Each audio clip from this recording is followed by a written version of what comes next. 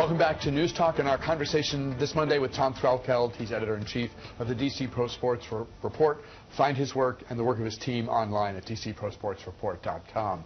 Speaking of online, this has been the season, speaking not of the NFL now exclusively, but just in a broad general sense, this has been a time when if you're watching a sporting event, you cannot turn on the TV without seeing ad after ad after ad for these daily fantasy sites like FanDuel and DraftKings. Right.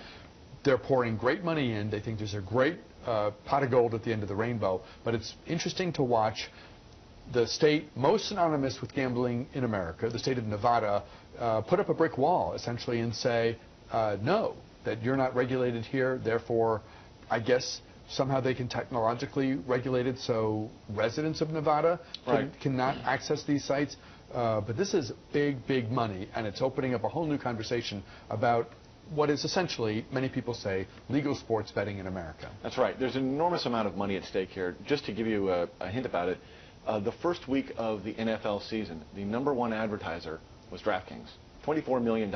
It wasn't a pharmaceutical company or a truck company or a beer company. Or a Blue Pill. Right. It was DraftKings, a company that most people had only heard of in the last year or so. Daily fantasy sports has taken off in the last 2 years. What Nevada did, what the Nevada Gaming Commission did, is say, this is gambling, and therefore you have to register as gambling and be regulated, or you cannot operate within the state of Nevada. Now, both FanDuel and DraftKings have pulled out of the state, as of now, and all the other ones, the smaller ones, have all pulled out as well, while they try to figure this out. See, the issue is, if they register as a gambling concern, well, then all the other states are going to say, well, you're gambling, and the federal government is going to say, this is gambling, and this is illegal. There is a law in this country, a 1992 law, colloquially known as the Bradley Act, which banned sports betting, except in states where it already existed. And it essentially gave Nevada a virtual monopoly on sports betting. New Jersey had the opportunity to get in on this, but they didn't get their act together. They had a full year after the passage of the act to get it together, and they didn't do it. New Jersey wants in on this badly. They want to get some of this money. Everyone wants some of this money. That's the thing. The NBA has a fiduciary relationship with FanDuel. The NFL has no relationship officially, but 28 of the 32 teams have relationships with one of these two sites. Major League Baseball has a relationship with DraftKings. And if you look on television, ESPN, Monday Night Football is partially sponsored by these sites.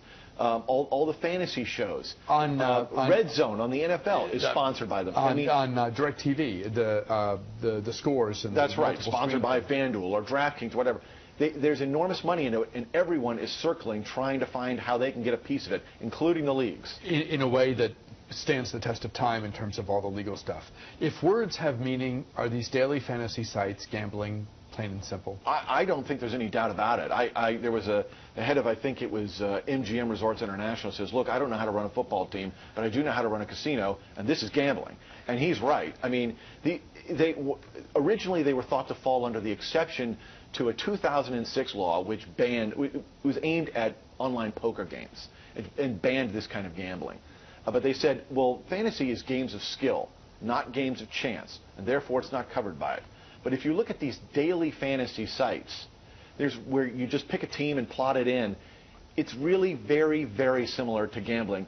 And what we found is that a huge percentage of the people who play daily fantasy sports migrated over from online poker and other kind of gambling when that stuff was all outlawed in 2006.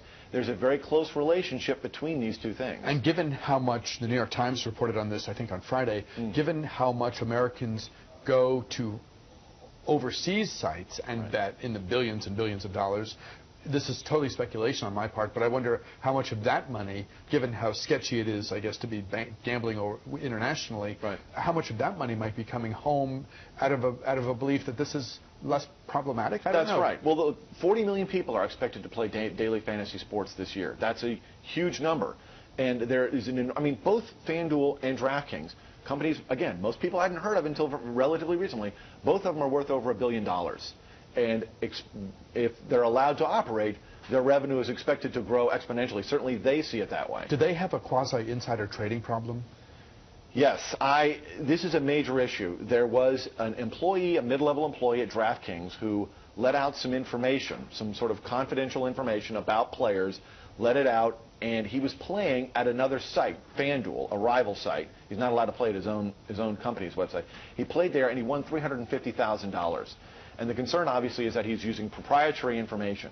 And that's the thing. Inside information is critical to all this.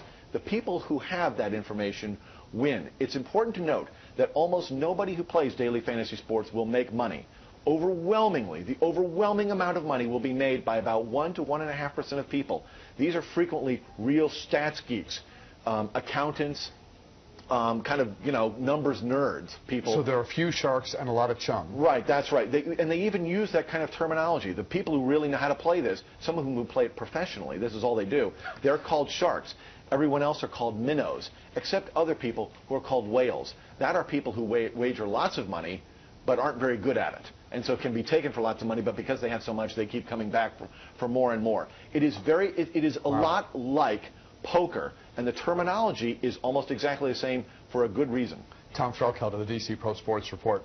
Way more questions on this. Next time you're here, we'll talk baseball, too. So for next time, Tom Felkeld, thank you so much. We are back with a program note right after this.